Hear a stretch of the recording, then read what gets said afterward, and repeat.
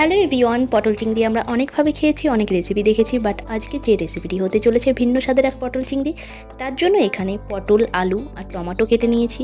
পটল চিংড়ির মেন উপকরণ যেটি চিংড়ি মাছ। এখানে আমি মাঝারি মাপের 6 থেকে 7টা চিংড়ি নিয়েছি, তাতে নুন হলুদ দিয়ে মাছগুলো একটু ভেজে নেব। আপনারা চাইলে ছোট বড় সব ধরনের চিংড়ি মাছ দিয়ে করতে পারেন, বাট এখানে যেহেতু আমি মাঝারি মাপের চিংড়ি নিয়েছি সেই জন্য চিংড়ি মাছের পরিমাণটা একটু কম নিয়েছি। এবার কড়াতে তেল দিয়ে তেল গরম হলে তাতে চিংড়ি মাছগুলো শুধুমাত্র মিনিট 2-1 জন্য এপিট ওপিট করে ভেজে তুলে নেব। অতিরিক্ত মাছ ভাজলে মাছটা কিন্তু শক্ত হয়ে যায়, সেই জন্য খুব হালকাভাবে একটু নেড়েচেড়ে নিয়ে মাছগুলো নামিয়ে নিতে হবে। এখানে আমি পটল নিয়েছি 4টে, আলু নিয়েছি মাঝারি মাপের 2টো, আর টমেটো নিয়েছি একটা মাঝারি সাইজের। এবার ভালো করে মাছগুলো ভেজে তুলে নেব।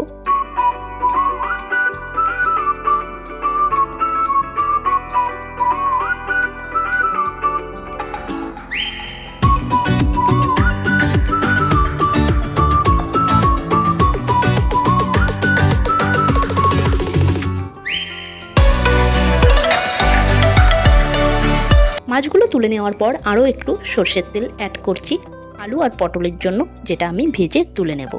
আলু পটলগুলো ভালো মতন নুন হলুদ মাখিয়ে তারপর ভেজে নিতে হবে। এখানে আমি পটলটা নিয়েছি 1/2 চামচ নুন, 1/2 চামচ হলুদ গুঁড়ো দিয়ে ভালো করে মিশিয়ে নিয়ে এবার পটলগুলো ভেজে তুলে নেব।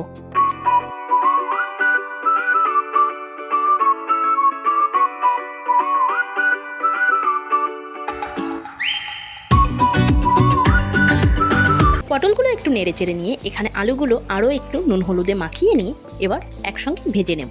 যেহেতু কড়াটা বড় সেই জন্য আমি কিন্তু আলু পটলগুলো একসঙ্গে ভেজে নিচ্ছি, বাট যদি কড়া ছোট হয় তাহলে একে একে ভেজে তুলে নিতে হবে। পটলগুলো ভালো করে ভাজতে হবে, না হলে কিন্তু জল থেকে গেলে পটলটা খেতে টেস্ট হবে না। সেই জন্য ভালো করে ঢাকা দিয়ে দিয়ে ভাজতে হবে। এখানে মাঝারি মাপের একটা পেঁয়াজ নিয়েছি, তার সঙ্গে 2 কোয়া রসুন ভালো করে গ্রেট করে নিতে হবে। এখানে আলু পটলগুলো আমার ভাজা হয়ে গেছে, খুব সুন্দরভাবে দেখতে পাচ্ছেন। এবার এগুলো তুলে নেব।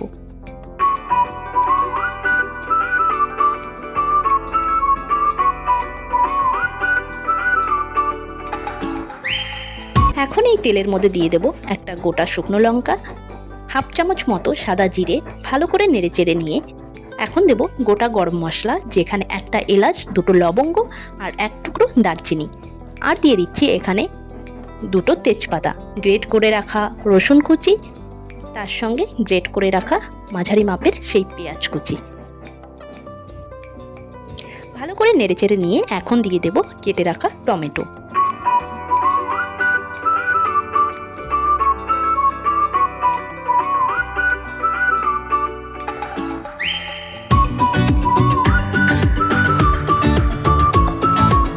একটু ভাজা হয়ে এলে এখানে দেব 1 চামচ জিরে গুঁড়ো, 1/2 চামচ ধনে গুঁড়ো, 1 চামচ হলুদ গুঁড়ো ছোট চামচের পরিমাণ অনুযায়ী দিচ্ছি, আর 2 চামচ ঝালের জন্য লঙ্কা গুঁড়ো।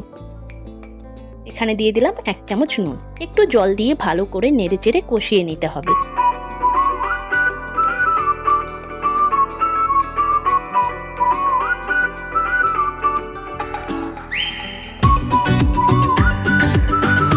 নিয়েছি টক দই, 4 চামচ মতো টক দই নিয়ে ভালো করে ফেটিয়ে নিতে হবে একটু জল দিয়ে। এবার ভালো করে ফেটানো হয়ে গেলে এই টক দইটা ঢেলে দেব এই মশলার ওপরে।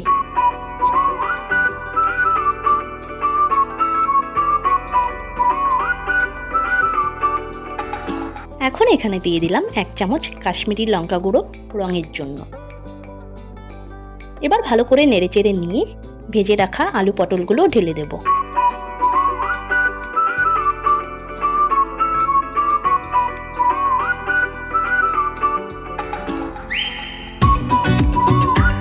মশলা থেকে তেল বেরিয়ে এলে এখন এখানে অ্যাড করব আগে থেকে ভেজে রাখা চিংড়ি মাছগুলো।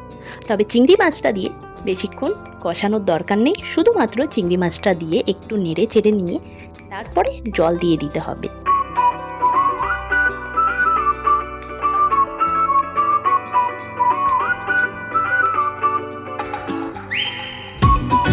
এখানে আমি 2 কাপ পরিমাণ জল অ্যাড করছি।